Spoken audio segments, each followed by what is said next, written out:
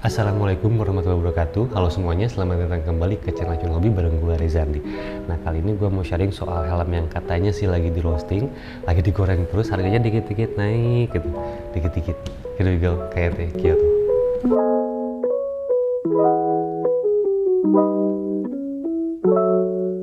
Oke, jadi di sini ada helm KT Kyoto, varian open face dari brand KT yang rilis di tahun 2016 kalau nggak salah gitu ya. Jadi sekitar 5 tahun lalu Kyoto ini rilis, udah 5 tahun bertahan, dan nggak cuma bertahan, ternyata Kyoto ini masih banyak diminati. Ini helm yang laku banget lah kalau gue pikir ya gitu. Nah, dan terus Kyoto juga melakukan pengembangan. Jadi ada Kyoto yang biasa dan yang gue review kali ini kebetulan nih varian yang SE. Ini pengembangannya. Ada perbedaan antara yang biasa dengan yang SE. Ntar kita bahas di segmen selanjutnya. Dan sebelumnya gue juga berterima kasih untuk Aurel yang bisa dia meminjamkan helm ini. Bukan Aurel Atta Halilintar, tapi Aurel yang punya helm ini yang meminjamkan helmnya untuk gue review di video kali ini. Oke, seperti biasa kita mulai dari tampilannya dulu. Secara eksterior, first thing first, poin nomor 1, poin utamanya ini kayak Kyoto mirip banget sama Suichi Cruise, itu valid, no debat, semua setuju kalau ini nyontek banget Suichi Cruise. Oke, kita kesampingkan dulu soal kemiripannya, kita fokus ke desain yang udah nempel di Kyoto ini. Jadi kalau menurut gue sih ini desainnya emang simpel, nggak overkill, nggak berlebihan, tidak terlalu agresif, dan kalau gue ngelihatnya ini helm yang cocok untuk semua tipe motor, itu motornya maxi scoot, motornya cruising, motornya sport bike, naked bike, apapun ini helmnya cocok gitu. Maksudnya nggak overkill, masih santai banget, desainnya minimalis dan tapi tetap keren gitu. Kalau gue ngeliatnya kayak gitu. Seperti yang kalau di bagian belakang gue suka sama lekukannya gitu, maksudnya nggak berlebihan, nggak ada spoiler apapun gitu. Ini simpel banget sih gitu. Ada detail-detail lekukan di kiri kanannya gitu. Lalu kita ngebahas soal ventilasinya, airflow-nya. Ini gue langsung masuk ke airflow soalnya emang secara estetika ini ngaruh banget gitu. Kayak satu buah upper fan di bagian atas emang mirip banget sama G-Cruise lagi-lagi. Ini ventilasi utamanya, satu di bagian depan dan dua buah ventilasi exhaust untuk mengeluarkan hawa panas di bagian belakang.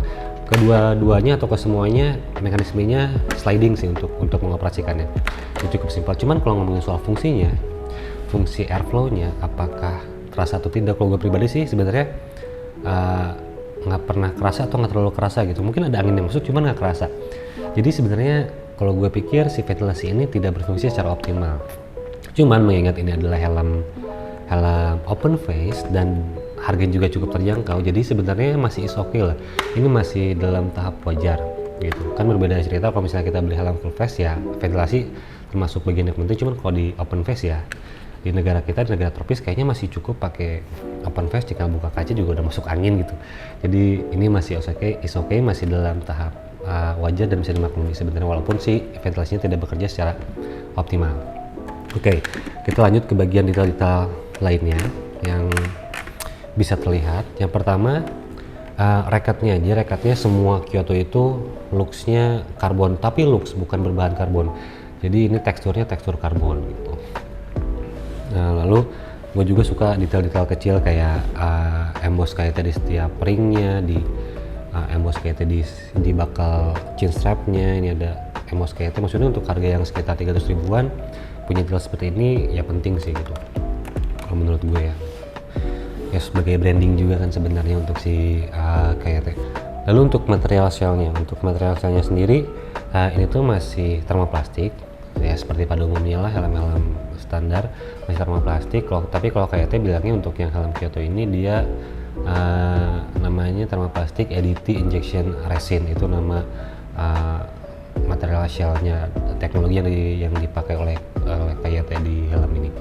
Lalu untuk ini ada beberapa pertanyaan, sempat banyak yang nanya juga soal kalau Kyoto shellnya berbeda ukuran kah, punya ukuran berbeda setiap ukuran atau gimana gitu, seperti NFJ gitu kan. NFJ kan punya dua ukuran shell size, cuman kalau Kyoto ini ternyata dia nggak punya ukuran shell size yang lain, jadi cuma satu shell size untuk semua ukuran helm. Jadi mau ukuran helmnya S, M, L, XL ataupun double XL ya shellnya tetap satu ukuran gitu. Yang membedakan cuman si inner linernya aja, kayak si cheek pad, crown pad, itu aja si beda ukurannya setiap ukuran gitu, setiap ukuran helm itu. Lalu ini ada fitur yang berbeda untuk yang tadi gue bahas antara yang biasa dengan yang SE. Jadi kalau untuk yang tipe SE ini dia udah dilengkapi dengan sun visor yang mekanismenya ada di sebelah kiri. Jadi sebelah kiri ada mekanisme untuk menurunkan dan menaikkan si sun visor. Kalau yang Kyoto biasa itu nggak ada. Emang ada perbedaan harga, ntar kita bahas harganya di akhir. Jadi ini ada mekanisme sun visor di sebelah kiri, jadi kita tinggal sliding ke depan, sun visornya turun gitu. Ini ada sun visornya turun, kelihatan ya. Lalu untuk mengembalikannya ini tinggal dipencet doang. Tapi ini mekanismenya ringan banget. Tapi ringan di sini gua pikir bukan dalam hal positif ya, karena ini ringan kan dia menggunakan spring atau menggunakan per gitu yang gua pikir lama kelamaan ini bakal melemah gitu seiring pemakaian. Itu jadi cost-nya, jadi kelemahannya kalau gue pikir kayak gitu. Jadi ntar ketakutannya antara sun visornya bakal turun terus kalau udah rusak nih, atau malah nggak bisa ngunci, nggak bisa diturunin. Nah itu mungkin salah satu kendala penggunaan mekanisme spring seperti ini gitu. Dan by the way ini posisinya sama juga dengan G-Cruise, jadi ya selewat kadang-kadang jadi oh itu mah ada sun visornya kayaknya G-Cruise, padahal bukan, tetap Kyoto gitu. Jangan tertipu di jalan antara Kyoto dan Shui, karena ya kalau di sidik-sidik jauh banget sih, detailnya juga berbeda gitu. Oke, sebelum kita masuk ke interiornya, jadi di sini ada salah satu fitur juga. Di sini ada anti theft system. Nah ini yang apa ya? Jadi pembahasan gue sama beberapa teman lah. Jadi kalau misalnya di helm Kyoto atau dan sekelasnya gitu, itu tuh rata-rata dilengkapi oleh anti theft system ini. Jadi untuk masukin rantai biar helmnya nggak hilang gitu. Tapi kalau di helm premium atau di yang medium gitu, ini nggak ada sama sekali soal anti theft system ini.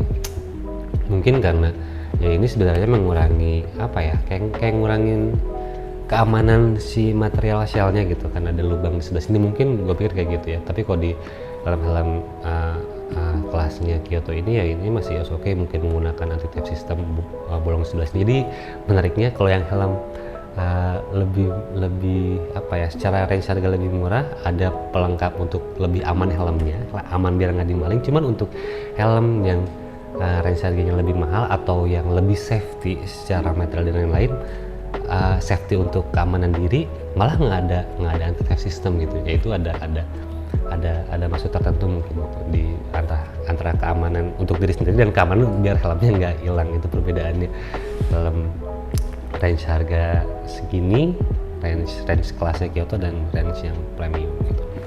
Oke, sekarang kita masuk ke interiornya. Jadi yang pertama ini chin strapnya, sistem pengamanannya micro lock system. Ini beneran maksudnya sesuai lah untuk helm daily use, ini mudah dioperasikan dan kayaknya belum butuh double daring untuk helm sekelas Kyoto. Jadi ini masih oke banget, simple dioperasikan. Lalu untuk interiornya atau inner linernya, crown pad, cheek pad, yang pertama gue mau ngebahas soal si fitmentnya. Jadi gue pikir ini adalah kelebihan utama dari si Kyoto. Jadi waktu itu gue beli pertama kali Kyoto itu tahun 2016 karena gue pikir ini feel yang paling berbeda yang gue dapetin di helm sekelas Kyoto gitu, di range harga 300 sampai ke 600 mungkin gitu ya. Jadi ini feel yang fitment yang paling nyaman yang gue rasain gitu. Semuanya semua bagian cheek pad, bagian crown pad itu beneran nyentuh kepala gitu, nggak ada yang lepas, pipinya beneran ketekan, crown padnya beneran nekan kepala gitu. Itu yang gue rasain fitmentnya. Cuman ya gini, balik lagi soal bentuk kepala orang tuh beda-beda, jadi ini tidak bisa dijadikan acuan juga. Prefer kalian tetap nyoba si helmnya seperti apa gitu, ntar perasa nggak sih cheek padnya beneran nekan gitu, beneran nyaman nggak di kepala kalian gitu. Ini itu saran dari gue sih. Cuman yang gue rasain ini beneran interior ternyaman yang gue pakai di range atau di kelasnya Kyoto sampai saat ini gitu. Itu untuk interior. Dan ngomongin soal inner linernya, cheek pad, crown pad ini removable pads, jadi gampang untuk dibuka, nggak susah, jadi bisa kalian cuci. Cuman kalau yang udah pakai mungkin ya, dan tetap nonton video ini bagian crown pad belakang ini nih gue lepas langsung. Ada bagian crown pad belakang kan, nah itu suka kadang-kadang lepasnya. Jadi kalau misalnya lagi jalan ya kebuka kayak gini segini gitu, kebuka udah gitu, harus kita benerin. Itu bisa sebelah kiri atau sebelah kanan. Ini kelemahan, cuman bukan kelemahan yang krusial lah, masih oke gitu. Oke. Lalu soal visornya, ini visornya kalau misalnya di kelas, bukan di kelasnya, di saudara-saudaranya si KYT ada di Jimaru, ada Galaxy sebelum Kyoto ya. Gue pikir ini breakthrough-nya si Kyoto sih, visornya tuh beda. Bahkan dengan Venom memang lebih panjang, cuman secara material gue sih lebih prefer ke Kyoto ya. Dia kerasa banget feel-nya lebih tebal, lebih kokoh. Ada lekukan juga di bagian bawahnya sini, lalu ada visor lock di sebelah kiri. Sebelah kiri bagian visornya itu ada penguncian visor lock, cukup berfungsi. Lalu ini cukup clear, si pandangan kitanya cukup clear dan cukup luas, open face, jelas luas. Cuman ya ini nggak ada distorsi, gue pikir kayak gitu. Jadi visornya untuk Kyoto ini masih oke banget sih. Maksudnya secara review, secara penggunaan gue sih ini visornya oke banget dibandingin beberapa varian KYT yang sebelumnya gitu. Next up, soal harganya. Untuk KYT Kyoto ini ya ada perbedaan tergantung demografis, tergantung sellernya berada di wilayah mana.